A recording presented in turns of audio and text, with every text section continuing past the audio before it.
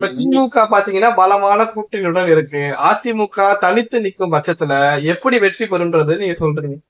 உறுதிபட வேலை சொல்றீங்க இல்லையா? திமுக கூட்டணி என்பது திமுகவில் இருக்க கூட்டணி கட்சிகள் பலமில்லாத ஒரு தனிநபரை சார்ந்த கட்சி போல் திமுகவுக்கு மட்டும்தான் பலம் இருக்கிறது வந்து ஒரு மாய தோற்றத்தில் திமுக மாபெரும் கூட்டணி என்று அவர்கள் இன்றைய செய்தி ஊடகங்கள் அவர்களுக்கு சாதகமாக செய்து கொண்டிருக்கிறது. அதிமுக தனித்து நின்று கடந்த நாடாளுமன்ற தேர்தலே எடுத்தீங்க.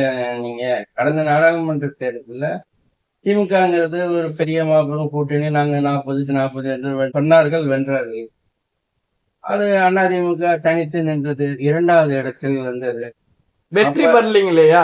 2வது இடம் வந்து வெற்றி பெறலுங்கிறது வந்து இந்த கட்டமைப்பு வந்து நாடாளுமன்றத்திற்கும் சட்டமன்றத்திற்கும் நிறைய வேற்றுமை இருக்கிறது. சட்டமன்றங்கிறது வந்து இந்த நம்ம தமிழ்நாட்டுடைய ஜீவாதார பிரச்சனை, மக்களுடைய விலைவாசி பிரச்சனை, வீட்டு வரி, சொத்து வரி, மின்சார கட்டணம், ரோடு கட்டமைப்பு, இது தமிழகத்துக்கு முழுக்க முழுக்க தமிழகத்தோட நாடாளுமன்ற தேர்தல்ங்கிறது மத்திய ஒண்ணு ஆளக்கூடிய இதற்கான அதுக்கு நிறைய வேறுபாடுகள் இருக்கு. அதை நீங்க தெரிஞ்சுக்கணும். அதனாலதான் நான் வந்து அதிமுக மீண்டும் வெல்வதற்கு தனித்து நின்றாலும் வெல்லும், திமுக என்ற ஒரு மாய கூட்டணி தோற்கடிக்கும்.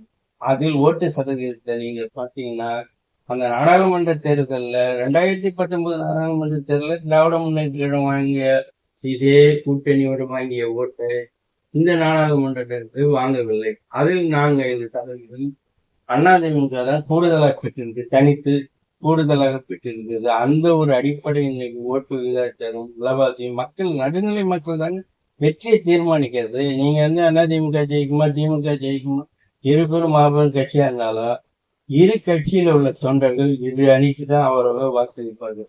வெற்றியை நிர்ணயிக்கிறது இப்ப பொதுமக்கள். பொதுமக்களுக்கு வந்து என்ன தாக்கம் இருக்கு? நீங்க பஸ் கட்டணம் உயர்வு கொடுத்துட்டா, நீங்க வந்து இலவச பஸ் கொடுத்துட்டா, மகளிருக்கு 1000 ரூபாய் கொடுத்துட்டாலும் சொல்றீங்க. ஆனா மக்களுக்கு அன்றாட உணவுப் பொருள் வாங்குறது, காய்கறி வாங்குறது, மளிகை பொருள் வாங்குறது, இதெல்லாம் வந்து அன்றாட ஒரு தாக்கம் மக்கள் மத்தியில இருக்கு. அதுதான் தேர்தல் 5 வருடம் ஒரு முறை வருட மக்கள் கட்டாயம் அதை சிந்திப்பாங்க. ஏன்னா இதுக்கு முன்னுதாரணம் அண்ணா திராவிட முன்னேற்ற நாங்க வந்து நிறைய செஞ்சிருக்கோம், மக்களுக்கு அது பண்ணியிருக்கோம்.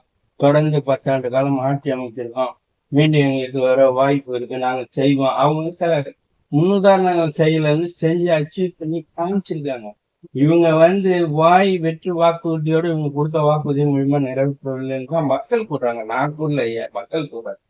அதனால நீங்க புதுதா வருகின்ற தமிழக மக்கள் வெற்றி கழகம் விஜயா இருந்தாலும் சரி, சீமான் நாம் தமிழர் சீமானா இருந்தாலும் சரி, அந்த இடத்துக்கு வர முடியாது. அவர்கள் ஓட்டு வங்கியை பிரிப்பதற்கு மட்டும்தான் முடியும். இதற்கு உதாரணம் 2023 மக்கள் நீதி மைய கட்சி நிறுவனர் நடிகர் கமலஹாசன் வந்தார். அவருக்கு ஒரு 10-12 ஓட்டுகள் பிரித்தார். அதனால ஆளுங்கட்சிக்கு ஒரு அதிருப்தியான ஓட்டுகள் அவரிடம் உண்டு. அதே அளவுகோல் தான் இன்னைக்கு தமிழக வெற்றி கழகம் நடைபெறும். ஒரு கால தமிழக வெற்றி கழகம் ஏதாவது இந்த 2 கட்சியில் ஒரு பிரதான கட்சியுடன் கூட்டணி இருந்தால், இல்லது 3வது சக்தியாக ஒரு புது பலமான கூட்டணி பாமக, பிஜேபி போன்ற கட்சிகள் கூட்டணி தமிழக வெற்றி கழகம் வைத்தால் ஓரளவுக்கு ஓட்டு வங்கியை மட்டும் பெற முடியும். வேண்டிய வெற்றி என்பது அதிமுக திமுக.